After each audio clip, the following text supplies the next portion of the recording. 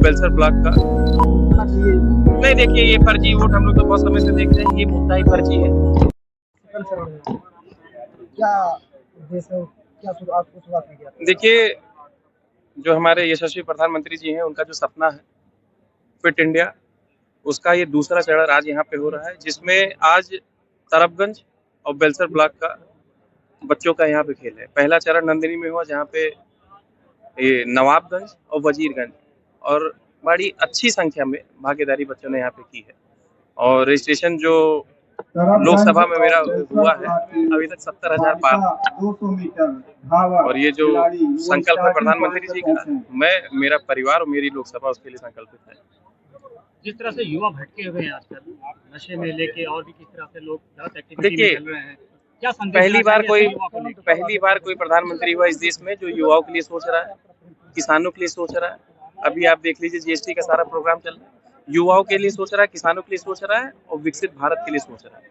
और जब युवा फिट रहेगा, देखिए खेल हमको मानसिक के साथ साथ शारीरिक भी हमको मजबूत करता है, और 65% आबादी युवा है, और जब हम इनको ही मजबूत करेंगे तो हमारा देश भी आगे जाएगा। और प्रधानमंत्री जी वो कर रहे हैं और हम लोग उसमें अपने अपने भागीदारी निभा रहे हैं। सांसद जी, बहुत से ऐसे गांव हैं जहां मैदान नहीं बच्चों को खेलने के लिए, ऐसे में क्या आपकी पहल रहेगी, क्या कुछ रहेगा कि ताकि उन लोगों को देखिए, मुझे मौका मिला, मैं 7-8 दिन के अंदर मैं यहाँ से सांसद चुन के गया, और सबसे पहली बात मैंने खेल मैदान की रखी। मैं खिलाड़ी हूँ, मेरे पिता खिलाड़ी, हम सब स्पोर्ट्स से हमेशा जुड़े रहे। अभी आप लोग को एक चीज बताना चाहूंगा कि नंदिनी में जब पहला इसका चरण था, उसमें मेरे बच्चों ने भी भागीदारी की, और फाइनल यहाँ पे होगा, बच्चे भी रहेंगे उसमें। अभी छोटे बच्चे हैं, 7 साल 12 साल के। तो हम लोग का पहली प्राथमिकता खेल मैदान है। सरकार भी प्रयास कर रही है, हम भी प्रयास कर रहे हैं, एक बढ़िया स्तर का खेल स्टेडियम यहाँ पे लोकसभा में आएगा। तो जिस तरीके से बिहार में 65 लाख वोट हटाए गए चुनाव आयोग के द्वारा, राहुल गांधी कह रहे हैं कि चुनाव आयोग निष्पक्ष काम नहीं कर रहा, आप क्या? नहीं, वो देखिए, वो 65 लाख वोट कोई बीजेपी ने हटाए नहीं, वो चुनाव आयोग ने हटाए। अब उसमें कोई क्या बोलता है, ये उनकी मानसिकता है, उनकी यही राजनीति है, अब इस पर कुछ कहा नहीं जा सकता। इस तरीके बाबा बागेश्वर लगातार बोलते रहते हैं बेबाक, उन्होंने इस बार कहा है कि हिंदू राष्ट्र बनना ही चाहिए। हाँ, हम सब भी तैयार है हम सब भी। सांसद जी, पहले चरण में आपने कहा था, जब बाइट ली गई खेल कूद के माध्यम से, कि खेलों को कूदोगे तो होगे नवाब।